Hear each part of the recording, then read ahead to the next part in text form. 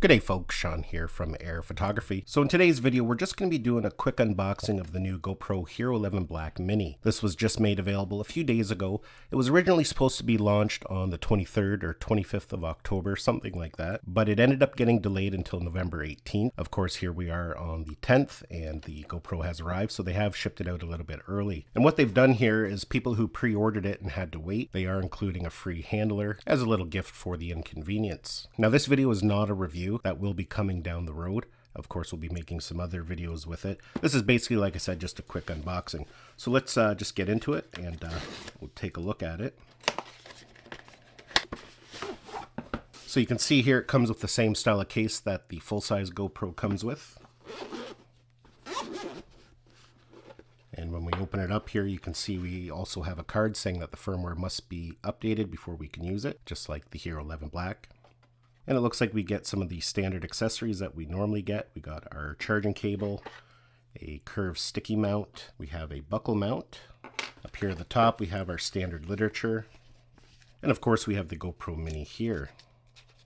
You can see it is a little bit dusty. That's just from the white packaging. Sticker there on the front, another sticker there on the top, and that's basically it. And I almost forgot there, we get one of these small size thumb screws. Now if we take a look around it here, you can see it is quite small, but not quite as small as what the Session was. You can see here we got a side-by-side comparison of the Session. You can see roughly about the same thickness, but overall just a little bit bigger. Now let's compare it here to the Action 2 for those who are looking for a small mountable camera.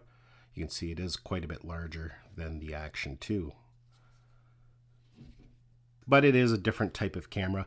This is much more capable, much more feature rich. I will be doing a comparison of the two cameras coming up down the road, going over the differences when it comes to features, but also quality of the image it captures. So let's continue looking around here. You can see we have our finger mounts at the bottom. They just fold out. And with the Mini here, we actually get a second mounting point. We have some finger mounts at the back there. And you'll also notice we have this kind of like a heat sink at the back that should help dissipate heat. At the side here, it just says 11 Black Mini. On the other side here is our door. And you'll notice that there's no battery. The battery is built into the 11 Mini. According to GoPro, you can get about an hour's worth of recording when recording at 5.1K. But we do have a memory card slot, and right beside that, we do have a USB-C port. This door is removable just like all GoPros. And you can actually order a pass-through door from the GoPro website. So if you do want to connect it to external power, say you're using something like the GoPro Volta, or you're going to connect it to a power bank if you're doing a time lapse, you can purchase one of those USB-C pass-through doors. At the top here, we just have a small screen, our shutter button. We have another button here at the front. And this lens is actually removable, unlike the Session, which was built in. Just like any GoPro, you can twist that right off. That makes it fully compatible with ND filters.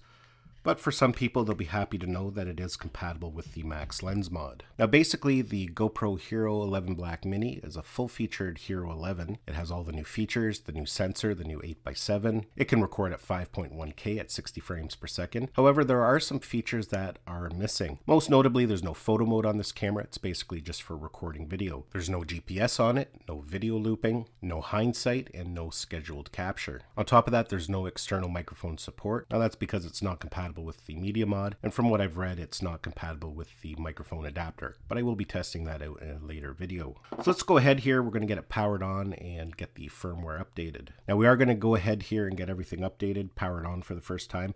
I did put a memory card in it, and I am going to plug it into USB-C just because I'm not sure how much power is in the battery, so I just want to make sure we have enough to get going. So just to power it on here, I'm going to press that front button. And there should be a little bit of a setup procedure that we do have to go through. And you can see there on the front screen, yes indeed. And it's asking us to confirm our language, which is English.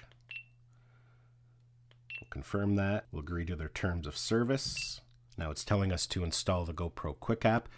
And that's going to be very important for this camera. You know, usually with the full-size GoPro, you can get away without the Quick app. But due to this not having any screens, the Quick app is going to be very important to change settings. So it says to install the Quick app and then follow the on-screen instructions. So that's what we're going to do here. I've already got it downloaded. We'll go over to our GoPros and we'll add a new GoPro.